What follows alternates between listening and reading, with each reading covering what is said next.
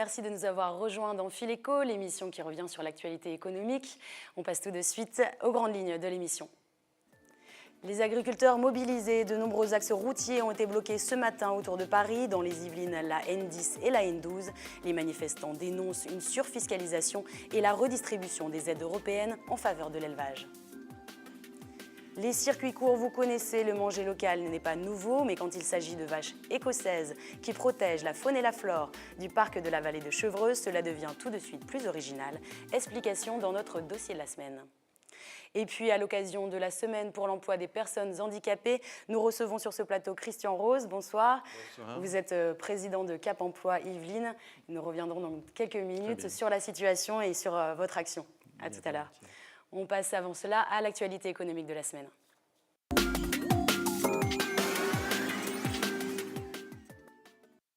On le disait, les agriculteurs sont mobilisés, ils dénoncent une surfiscalisation et la redistribution des aides européennes en faveur de l'élevage. Leurs moyens d'action, les blocages routiers. En Ile-de-France, 7 points de blocage ce matin, dont 3 rien que dans les Yvelines, à hauteur d'Épône, vers Mantes, mais aussi sur ces images sur la Nationale 10, entre Rambouillet et Trappes, et sur la Nationale 12. On écoute les explications de Christophe Lerebourg, membre du syndicat agricole FDSEA, au micro de Wilfried Richy. L'agriculture céréalière en France est un vecteur économique extrêmement important et M. Le Foll n'en tient pas compte. Demain, si nous ne vivons plus de notre métier, c'est tout le secteur amont et aval de l'économie française qui va s'écrouler au niveau du milieu agricole. Voilà, c'est très simple comme message et c'est un message qu'il faut absolument que les gens arrivent à comprendre. Et un accident mortel s'est malheureusement produit en marge des barrages des tracteurs et de camions dans le Val d'Oise sur la Francilienne. Un pompier qui se rendait à son travail a été tué dans une collision. Le barrage du Val d'Oise a tout de suite été levé. Aujourd'hui, le taux de chômage des personnes handicapées atteint 20%, 2 fois plus que la moyenne nationale. La semaine pour l'emploi des personnes handicapées cherche à changer cette donnée. Des événements ont lieu partout en France. À Saint-Quentin, en Yvelines, un forum emploi était organisé mardi matin. Des images de Patrick Jacques de Dixmude. À Guyancourt, des centaines de personnes se pressaient ce mardi à ce forum de l'emploi, un forum ouvert exclusivement aux travailleurs handicapés. En 2012, on en comptabilisait 6 400 dans le département. Handicapés physiques, en fauteuil, sourds, muets, malvoyants ou déficients mentaux. Ici, pour une fois, on oublie leur handicap pour s'intéresser à leurs compétences. On sent que les gens sont réceptifs. Je pense qu'ils sont formés par rapport au handicap aussi dans leur propre entreprise, donc ils n'ont pas le même regard. Des structures de travail spécialisées existent, mais la majorité d'entre eux, 85%, peuvent travailler dans le circuit classique. Et pourtant, les recruteurs restent frileux. Leur taux de chômage est 2 fois supérieur à la moyenne nationale. Un petit peu nous, les handicaps, on est un petit peu isolés. Il faut dire ce qui est. On est isolés partout. Ici, Abdelkader peut aller à la rencontre des 45 exposants et tenter sa chance en face à face auprès de recruteurs. Pour faciliter leur venue, un véhicule spécialisé fait la navette gratuitement vers la gare et 2 interprètes sont présentes pour les sourds et muets. À ce stand, on s'occupe également de les conseiller en images. Alors là, vous êtes à l'atelier colorimétrie. Donc la colorimétrie, c'est encore une fois, c'est la découverte des couleurs qui vont vous mettre en valeur. Se mettre en valeur et se sentir en confiance. Mais ce genre d'événement ne réglera pas tout. On se rend compte que globalement, le public des personnes en situation de handicap en recherche d'emploi sont des personnes qui n'ont pas encore un niveau de qualification forcément totalement en adéquation avec les postes qu'on peut proposer. Pour les CDI, en tout cas, c'est beaucoup des postes en ingénieur, bac+5 plutôt technique. Et donc du coup, c'est vrai que ça limite un petit peu. Si les mentalités changent petit à petit et que l'on retrouve aujourd'hui des personnes handicapées à la place des recruteurs, il reste encore du chemin pour atteindre l'équité. 14e édition de la semaine École-Entreprise dans les Yvelines. Une semaine initiée par le ministère de l'Éducation nationale. Jusqu'au 22 novembre, les entreprises ouvrent leurs portes aux enseignants et aux écoliers. Mercredi, l'entreprise Volvo à Trappes accueillait des collégiens. Un reportage réalisé avec Jonathan Villeman. Ces élèves de 3e du lycée Henri Matisse à Trappes ont quitté ce mercredi leur salle de classe. À la place d'un cours théorique, ils ont visité l'entreprise Volvo. Dans un premier temps, une explication de l'activité de la société et de ses métiers, principalement dans le domaine de la maintenance. C'est un métier où on va vous demander de réfléchir. Deuxième étape, l'atelier où les techniciens du groupe s'occupent de réparer ou d'entretenir ces gros engins de travaux publics. Un cours pas comme les autres et le concept semble intéresser les élèves. Ce qui est bien, c'est qu'on découvre des métiers et ça nous aide pour plus tard, quoi, pour notre avenir. Et c'est intéressant parce qu'on est dans une troisième découverte pro, donc comme ça on découvre plein de métiers et je trouve ça intéressant.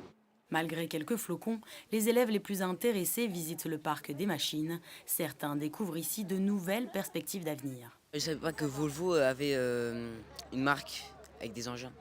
Et je connaissais que les voitures. Pour l'instant, j'ai envie de faire un mécanicien auto. Et peut-être que plus tard, mécanicien d'engins, comme ça. Objectif atteint pour l'entreprise, car son activité principale, la maintenance TP, est trop souvent méconnue du grand public. Nous, on fait ces actions-là parce qu'on a besoin de remplir nos filières. On a vraiment un manque de techniciens. Quand on en cherche, des fois, on met 6 mois à trouver un bon technicien. Un secteur qui recrute et qui propose aux débutants un salaire de base de 1 700 €. Et ce matin, des étudiants de l'université Versailles-Saint-Quentin en Yvelines recevaient des acteurs du monde professionnel. Lors d'ateliers thématiques, ils ont pu échanger sur le management des âges en entreprise et l'entrée des jeunes dans le monde du travail. Un succès, de nombreuses entreprises et institutions locales ont répondu présentes, comme nous l'explique l'animateur de cette matinée. J'étais très surpris de voir à quel point des chefs d'entreprise se sont déplacés et des intervenants qui viennent d'institutions importantes, de la CGPME, du MEDEF et des autres. Donc c'est dire l'intérêt qu'ils portent à cette nouvelle génération et à la nécessaire adéquation entre ce que produit comme talent l'université et ce qu'attend l'entreprise. Et chaque groupe de réflexion a ensuite rapporté les grandes lignes de leur débat lors d'une plénière. L'enjeu était aussi de faire prendre conscience de l'intérêt du management intergénérationnel. Le but, il reste encore largement à prouver que quand on arrive à combiner les générations dans des équipes, ça favorise la créativité, voire l'innovation. Ça permet à l'entreprise de développer des champs, des pratiques, des services qui lui permettent de se développer, de gagner en performance. Il faut c'est une réponse à un enjeu de business. L'entreprise AK Technologies a remporté le Grand Prix national de l'ingénierie 2013 avec son prototype Link & Go. Il s'agit d'une voiture électrique et automatique. Ce prix est remis par le ministère du Redressement Productif et c'est la première fois qu'un projet d'ingénierie prime sur les projets de construction. Le secret pour le chef de projet mécanique et design, il s'agit de mixer les différents métiers et de ne pas se donner de limites. De créer ce véhicule autonome bimode avec des innovations technologiques telles que le by-wire, l'ensemble des coulants qui sont au volant. C'est des choses qu'on en parle aux constructeurs. Il y a de leur part, il y a une vraie admiration de dire « vous l'avez fait ». Et de leur propre aveu, ils disent « on n'aurait pas pu le faire nous en interne ». Parce que les process, parce que les contraintes derrière qui suivent et qui ne sont pas les nôtres. Donc je dirais qu'on a une certaine facilité à être en rupture par rapport à eux parce qu'on n'a pas le même environnement de travail. Donc je dirais qu'on apporte cette fraîcheur un petit peu et cette rapidité de mise en œuvre parce qu'il faut rappeler que le projet a été fait en 14 mois. À la rentrée 2015, à Montigny-le-Bretonneux, devrait s'ouvrir à quelques pas du Vélodrome une nouvelle école, l'ESTACA, une école d'ingénieurs spécialisée dans le domaine des transports. L'heure est encore au chantier, un reportage de Catherine Zulato et Anthony Reich. Un arbre en guise de première pierre, le chantier de l'Estaca, Montigny-le-Bretonneux, officiellement lancé. Ici, tout près du Vélodrome, ouvrira donc à la rentrée 2015 une école d'ingénieurs dédiée au domaine des transports, aéronautique, automobile, spatial ou ferroviaire. Et pour ce faire, sur une tablette, l'image du futur bâtiment en réalité augmentée, on s'y croirait. Ça révolutionne vraiment l'approche qu'on peut avoir d'un bâtiment. On ne se base plus sur un plan grâce à cette technologie, pas juste sur un plan, mais on peut vraiment augmenter ce plan et le voir directement le bâtiment, d'où le côté un peu révolutionnaire. La forme du bâtiment qui est cintrée, avec notamment ces profils en façade et ces dessins d'ouverture, veut exprimer ce mouvement permanent sur le bâtiment. Oui. L'école va donc quitter ses locaux de Levallois-Perret pour venir à Saint-Quentin en Yvelines, un choix stratégique pour se rapprocher des sociétés d'ingénierie et des partenaires académiques comme l'Université de Versailles-Saint-Quentin et travailler sur les solutions de transport de demain. C'est tout ce qui est conduite automatisée et imaginez le matin, vous travaillez sur Paris, vous habitez un petit peu loin, eh bien, vous montez dans votre voiture, vous lâchez le volant sur l'autoroute, vous pouvez traiter vos mails, travailler et votre voiture est complètement prise en charge par l'infrastructure. Les transports de demain, c'est aussi une autre façon de penser la mobilité et c'est probablement moins de voitures, des véhicules partagés. C'est vraiment un secteur porteur. En plus, on a la chance d'être en relation très directe avec les partenaires industriels. Quasiment tous nos professeurs sont détachés de l'industrie, ont un travail d'ingénieur à côté et viennent donner quelques heures de cours dans leur spécialité. L'école accueillera la première année un peu plus de 1000 étudiants pour une capacité totale de 1500, un chantier à hauteur de 50 millions d'euros. Carré Privé Ouest, l'outlet de luxe qui devait prendre la place de SkyWest à Montigny-le-Bretonneux, ne verra jamais le jour. La société Amerson nous a indiqué qu'elle souhaiterait créer un centre commercial familial relié à l'actuelle galerie marchande toute proche. Les projets devraient être dévoilés début 2014. Pour le moment, il ne reste qu'une dizaine de commerces. Plus d'explications dans le 7-8 de demain. Et puis, qui a en France mise en examen, on vous parlait la semaine dernière d'une énième perquisition au siège de l'entreprise à Plaisir. Mardi, la société en tant que personne morale, mais aussi le PDG, le directeur financier et l'ancien directeur général ont été mis en examen suite à une information judiciaire ouverte en avril 2012. Ils sont accusés d'avoir espionné leurs salariés. Ikea est donc soumis à un contrôle judiciaire et doit payer une caution de 500 000 €. Pour finir, les communes ayant contracté des emprunts toxiques comme Rambouillet et Plaisir vont pouvoir souffler. Un fonds de soutien en faveur des collectivités locales créé en juin vient d'être validé. Il permettra de distribuer 100 millions d'euros par an pendant 15 ans. Ce fonds devrait être abondé par moitié par l'État, par moitié par les banques. Et maintenant, temps de passer à l'entretien.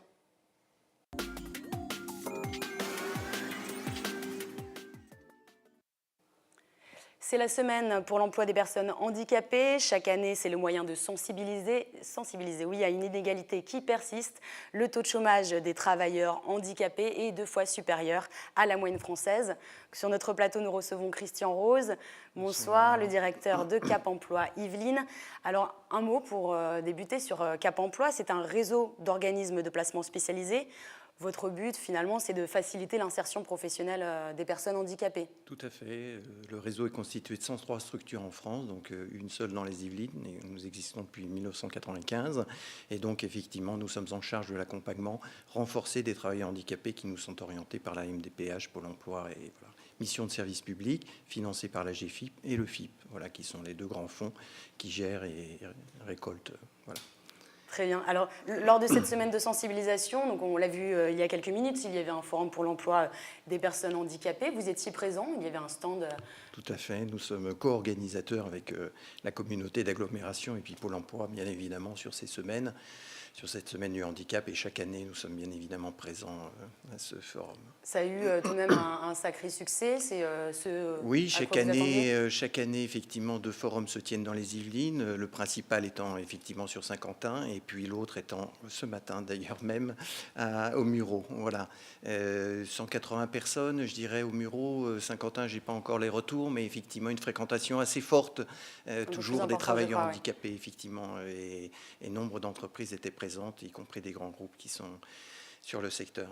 Alors, de la vie nouvelle. Vous avez mis en place d'autres événements durant cette semaine, vous pouvez nous en dire un mot? Alors oui, effectivement, les événements sont en direction de l'ouverture des portes en fait, des entreprises aux personnes. C'est l'occasion effectivement des rencontres, des mises en situation, de la découverte en fait de l'entreprise. Donc on a proposé des stages avec des grands groupes effectivement qui se prêtent volontiers à ce type d'événements et donc peuvent ainsi communiquer et sensibiliser en interne le personnel.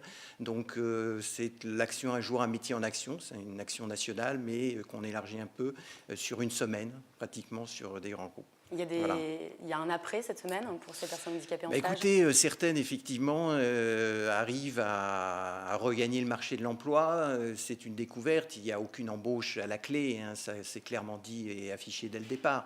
Mais ce qui est important, c'est qu'effectivement, l'ensemble des entreprises contribuent à cette semaine. Et donc, c'est un des moyens Parmi une d'autres, première étape. effectivement. Une première étape, c'est ça. Alors dans le département, la maison départementale des personnes handicapées, la MDPH, vous en parliez, nous a indiqué que 6400 personnes avaient été reconnues travailleurs handicapés en 2012. Mais finalement, être travailleur handicapé, ça veut dire pas mal de choses. On pense tout de suite à une personne en fauteuil roulant, mais ce n'est pas forcément la majorité des cas. Non, les personnes en fauteuil roulant, c'est vraiment 1 à 2% de la population. On a à peu près 50% des personnes qui ont effectivement une déficience motrice, donc une difficulté de santé liée avec une mobilité, et le reste, effectivement, des handicaps sensoriels et puis maladies invalidantes, et puis la troisième catégorie étant les maladies psychiques, à peu près une 15% de la population. Voilà. Donc le handicap moteur ne se résume pas à la personne en fauteuil roulant, ça c'est bien clair. Le problème majeur finalement ce serait des problèmes de dos? Des problèmes de dos, des problèmes de mobilité effectivement liés à des accidents de vie, des accidents du travail, des maladies invalidantes, un certain nombre de situations où les personnes ne peuvent plus rester en emploi et donc sont orientées vers nous pour une reconversion professionnelle. Alors justement, par qui sont-elles orientées et combien de personnes à peu près vous suivez? Alors, donc nous suivons à peu près 3000 personnes. Au 31-12 de l'année, c'est 2400 dossiers ouverts à peu près. 700 personnes sont orientées par Pôle emploi dans le cadre d'une convention de co-traitance. Orientation donc par les conseillers Pôle emploi pour cet accompagnement renforcé. Le reste étant effectivement des personnes qui nous sont orientées par la MDPH. Donc à peu près 1000 à 1200 nouvelles personnes accompagnées par an sur les 3000 et quelques personnes pour lesquelles on sert un service, si je puis dire, dans l'année. Voilà. Alors, comment vous travaillez justement avec Pôle emploi? Comment ils peuvent être amenés jusqu'à vous? Est-ce que vous avez aussi d'autres actions ensemble? Alors, nous avons des actions effectivement en parallèle avec des orientations donc, sur des informations collectives, sur des formations qui nous sont proposées et qu'on oriente donc nos travailleurs handicapés. Nous avons aussi bien sûr les formations qui sont financées par la GFIP et ou par le FIP, sachant que ces deux fonds contribuent bien évidemment à l'orientation et à la formation des personnes. On l'a vu, ça a été dit dans le reportage, un très grand nombre malheureusement ont des compétences qui ne sont pas les compétences requises par ces grands groupes et donc il y a nécessité effectivement de former cette population. C'est à peu près 75 à 80% qui sont d'un niveau 5, donc c'est-à-dire BEP, CAP et donc bien évidemment et surtout sur le secteur de 50 ans en Yvelines, les entreprises... À quoi c'est dû ça justement, ce manque de formation? Écoutez, ce sont des personnels qui viennent effectivement du monde du bâtiment, hein, on le dit souvent, des accidents, des gens qui sont fatigués, usés par ce type d'emploi. On en parle beaucoup en ce moment, et donc effectivement la pénibilité. Et donc, ce sont ce type de personnes qui n'ont pas eu la chance de suivre des formations par le passé. Et donc, la population est effectivement d'âge plutôt avancé, je dirais même 15% de seniors de plus de 55 ans. Et donc, c'est le résultat, en fait, de toute une carrière professionnelle qui fait qu'ils sont inaptes à leur poste, ni plus ni moins. Vous leur proposez, en fait, des solutions, du coup, pour voilà, alors donc on les prend en charge, effectivement, pour une réorientation, une définition d'un projet, éventuellement une montée en compétences par des formations. On transfert de compétences, c'est-à-dire que les personnes ont des compétences qu'on essaye bien évidemment d'utiliser pour leur proposer un nouvel emploi et donc nous les proposons et les orientons vers les entreprises dès lors qu'on estime qu'ils sont prêts effectivement à regagner le marché de l'emploi. Alors est-ce que le problème c'est seulement finalement ce manque de formation? Est-ce que les entreprises sont assez ouvertes Alors écoutez, depuis la loi de 2005 et notamment effectivement les obligations qui sont les leurs, l'obligation d'avoir dans leur effectif 6% de personnes handicapées. Exactement, donc on a effectivement une attitude beaucoup plus ouverte. Aujourd'hui, on n'est quand même qu'à 3% sur le secteur privé. Le secteur public est un peu plus ouvert, on est à 4, 5, voire 5%. Dans les Yvelines, je n'ai pas les chiffres précis, mais aujourd'hui, avec la mobilisation qui est celle de la semaine du handicap, enfin, de l'ensemble des entreprises, effectivement, on a quand même un certain nombre d'entreprises contributrices auprès du fonds, mais qui sont désireuses effectivement d'embaucher dans ce cadre-là. Je ne dis pas que les choses sont acquises, puisqu'il y a 4500 demandeurs d'emploi aujourd'hui dans les Yvelines reconnus travailleurs handicapés qui sont au chômage. On a une très forte hausse en 2013 de plus 17% des demandeurs d'emploi, mais je dirais, et la preuve en est, le reportage a été diffusé, il y a quand même une volonté forte des entreprises aujourd'hui de satisfaire leurs obligations. Et c'est le point positif. Et donc des aménagements assez simples peuvent être réalisés. Je voudrais finir juste sur un point, sur les établissements spécialisés, on va dire. Il y a 85% des travailleurs handicapés donc, qui travaillent finalement en milieu ordinaire. En milieu ordinaire, voilà 15% dans le secteur protégé. Voilà, par exemple, les actes de Trappes nous indiquaient qu'il y a une liste d'attente de 80 à 100 personnes. Est-ce qu'il y a un manque finalement aussi, ça peut être aussi un autre problème? Bien évidemment, puisque la plupart des personnes aussi maintenant sont désireuses de pouvoir regagner le marché de l'emploi et donc la MDPH les oriente soit sur le marché ordinaire, soit sur le marché protégé, le milieu protégé, pardon. Et donc il y a effectivement une liste d'attente parce que le nombre de places en établissement et services d'aide par le travail fait défaut, bien qu'il y ait des efforts considérables faits par les pouvoirs publics et dans le département des Yvelines en particulier, mais vos chiffres ne m'étonnent pas. Les efforts sont encore importants. Voilà, très bien, mais je vous remercie beaucoup d'être venu sur notre plateau, en tout cas pour nous en parler. Voilà. On passe maintenant au dossier de la semaine.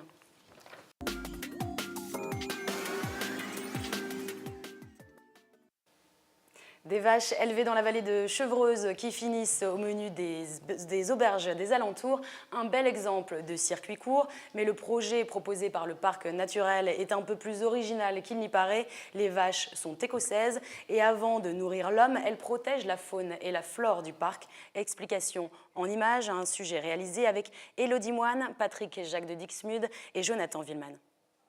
4 pavés. Dans ce restaurant de la vallée de Chevreuse, depuis ce week-end, les clients se pressent pour goûter au bœuf préparé par Jean-Louis. Un bœuf élevé à quelques kilomètres de là et que l'on apprécie particulièrement pour son goût. Le goût de la viande, qui est beaucoup prononcé sur la vallée de Chevreuse, parce que ce sont des bêtes qui mangent dans les marécages. Un lieu hostile pour les vaches françaises, mais qui fait le bonheur de ces bœufs et vaches au poil long, originaires d'Écosse. Plus petites et moins lourdes, elles s'y déplacent facilement et y mangent toutes les espèces, petits arbres compris. Cette Highland Cattle, littéralement cheptel écossais, appartient au parc naturel de la vallée de Chevreuse, car leur présence a un intérêt écologique majeur. Pour nous, il s'agissait d'essayer d'expérimenter pour voir avec quelle race on pouvait entretenir ces milieux, car avec la déprise pastorale, en fait, progressivement, c'est la forêt qui s'installe. On a un stade de friche arbustive, puis de forêt. Donc il y avait vraiment une perte de biodiversité qui était liée à l'abandon de ces prairies et la nécessité pour nous de remettre de la gestion pastorale sur ces espaces. Ces espaces, délaissés par les agriculteurs, étaient à l'abandon depuis les années 60. Pourtant, l'humidité et le climat ont permis le développement d'une faune et d'une flore spécifiques à la moyenne montagne. Sans l'action de ces vaches écossaises, ces espèces protégées auraient déjà laissé place à la forêt. Les premières vaches ont été achetées en 1994. Depuis, un cheptel reproducteur fournit 2 veaux par an. Le couple vit non loin de là, à Châteaufort. J'ai ici une surface de prairie qui est d'à peu près 10 hectares. Donc pour maintenir les plantes rares, on a l'obligation de ne pas dépasser un certain nombre d'animaux sur une surface donnée. 12 bovins maximum peuvent vivre ensemble. Quand il y a surplus, les bœufs sont envoyés à l'abattoir, un moyen également d'équilibrer les dépenses. Cette année, 3 auberges des environs ont choisi de les proposer à leur menu. L'auberge de l'Artoir a reçu la semaine dernière une carcasse entière. Jean-Louis s'est chargé de la réception, mais aussi de la découpe des différentes pièces. Il s'attaque ici au collier et apprécie cet arrivage local. Elle n'a pas traîné dans les chambres froides, dans les frigos, n'importe où. Et puis bon, ça fait plaisir de travailler de la belle viande. Jean-Louis retrouve les joies de son premier métier, boucher. L'opération lui permet d'acheter local. Le reste de l'année, il propose généralement de la viande hollandaise, dont la qualité est plus constante au fil des mois que le bœuf français classique. Nous, on préférerait acheter plus français, mais c'est une question de qualité et de prix. On ne pourrait pas proposer la viande à notre carte ou dans nos menus. Avec de la viande française, on ne pourrait pas appliquer ces prix-là. Ces prix avoisinent les 25 € le plat. Une autre saignante. Quelques jours plus tard, nous retrouvons Jean-Louis en cuisine. Le bœuf écossais est désormais sur la carte et les premiers clients du jour arrivent. L'année dernière, j'en avais fait un demi. Ça a eu du succès. Cette année, j'ai fait une bête entière. Cette année, il espère pouvoir satisfaire tout le monde. Allez, il est temps d'amener les plats en salle et de laisser les clients déguster. Ce couple d'Yvelinois ne semble pas déçu. Et autant faire travailler les producteurs locaux déjà, puis aussi d'où elle vient surtout. On en connaît l'origine, on en est sûr. Du goût et de la qualité, seul point noir de ce circuit court, l'abattage. En Île-de-France, il n'existe plus aucun abattoir. Il faut désormais se rendre dans l'Orne, pas encore du 100% local. Et à noter tout de même qu'un atelier de découpe devrait ouvrir l'année prochaine à Rambouillet. C'est la fin de ce Fil Éco. Merci de nous avoir suivis. Bonne soirée et à la semaine prochaine.